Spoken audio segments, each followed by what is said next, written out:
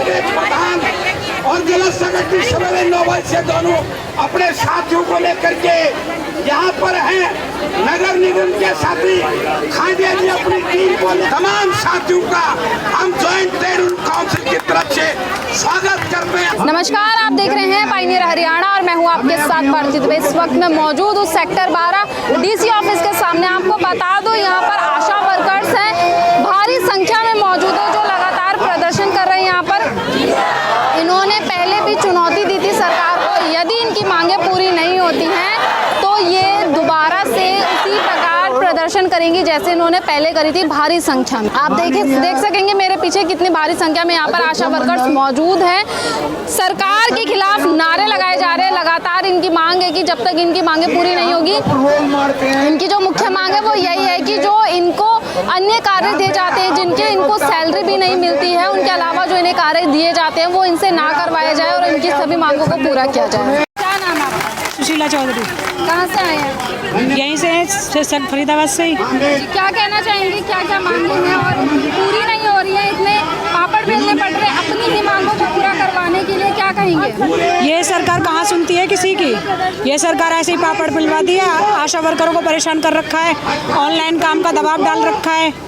आशा वर्करों को ऑनलाइन काम का पहले 8वीं पास थी, उन पे ऑनलाइन काम फ़ोन ही चलाने नहीं आते उन पे, तो वो ऑनलाइन काम कहाँ से करेंगी? आशा वर्करों को इतना टॉर्चर किया जा रहा है कि उनको हॉस्पिटल से निकालने की धमकी दी जाती है कि तुम्हें आशा वर्कर के पास से निकाल दिया जाएगा। तरह तरह के प्रेशर आशा वर्कर पर डालने जाते हैं। इंसेंटिव जबरदस्ती काम करवाया जाता है, जबरदस्ती करने पर धमकी दी जाती है, लेटर दिए जाते हैं, बाकायदा बोलो इन पे साइन करो। हम मना करते हैं, हम साइन क्यों करें? जब हम इंसेंटिव बेस पे लगाए गए थे तो फिर हम सरकार को और काम क्यों करके दें? हम अपनी जच्चा बच्चा का ध्यान रखेंगे और उनके बेफालतू के काम करेंगे। इससे पहले भी आपने प्रदर्शन किया था कुछ महीने पहले, तो कुछ सुनवाई नहीं हुई? नहीं, 3 दिन की हड़ताल की हमने वार्निंग दी थी कि 3 दिन की हड़ताल करेंगे, तो उन्होंने कहा उसके बाद देखते हैं क्या होता है आगे। अगर सरकार सुनती है तो ठीक है, वरना फिर हम अनिश्चितकालीन हड़ताल पर बैठेंगे।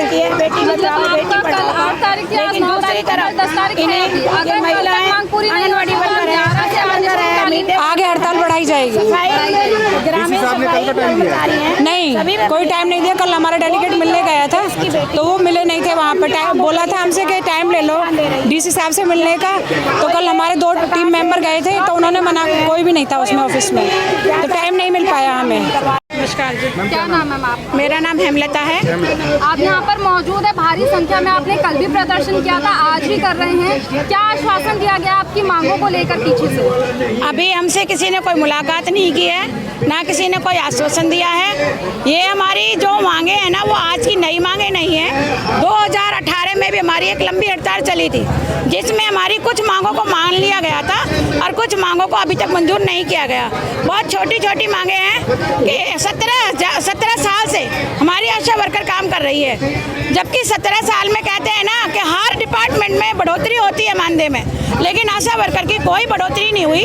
2018 में जब हड़ताल हुई थी तब इन्होंने 3000 रुपये मानदेय बढ़ाया था।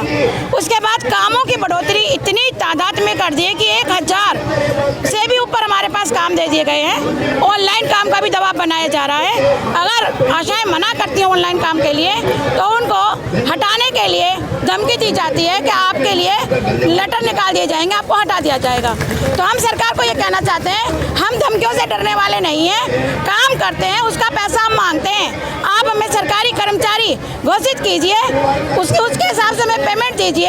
आपके जो काम है हम करने को तैयार हैं, लेकिन 4000 में हम लोग वो काम नहीं करेंगे जो आप चाहते हो। टेक्निकल काम है, आशा वर्कर आपने जब 5 पढ़ी लगा ली, अनपढ़ पढ़ी लगा ली, लेकिन आज आप उनसे ये कहते हो कि आप जो है MBBS का काम करके हमें दीजिए। तो सरकार इस भूल में बैठी है कि ये आशा वर्कर कमजोर है। आशा वर्कर कमजोर नहीं है। आशा वर्कर जब अपनी ठान लेगी ना, सरकार की ईंट से ईंट बजा देगी। और 2024 में आशा वर्कर ठान के बैठी है।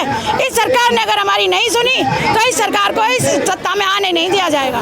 सरकार हमसे शांतिपूर्वक वार्ता नहीं करती है, हमारे मांग पत्र को नहीं मानती है, तो ये हड़ताल आगे बढ़ाई जाएगी और ये हड़ताल अनिश्चित काल भी जा सकती है। जो हमारे स्टेट यूनियन का फैसला होगा, उसके ऊपर आगे आंदोलन हमारा जारी रहेगा। हम कल डीसी साहब को भी ज्ञापन दिया था। डीसी साहब को ज्ञापन दिया था, हमने उनसे टाइम भी मांगा है कि भाई हमें आप बातचीत के लिए टाइम दो, तो हमसे कह दिया गया था आके टाइम ले लीजिए, लेकिन जब वहाँ गए तो हमें वहाँ पे कोई नहीं मिला और हमें टाइम नहीं मिल पाया बात करने के लिए। ज्ञापन नहीं सौंप पाया?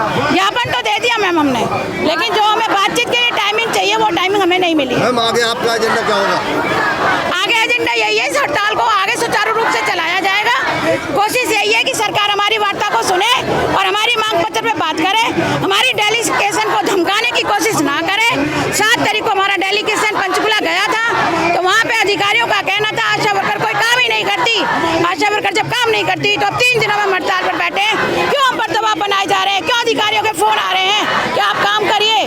बिल्कुल काम नहीं करेंगे, आपको नतीजा दिखा के रहेंगे कि आशा वर्कर काम करती है या नहीं करती है। सहयोगी ट्रेड यूनियन की तरफ से आशा वर्कर को पूरा समर्थन है और जब तक इनकी मांगें नहीं मानी जाएंगे तब तक ये उनके साथ रहेंगे।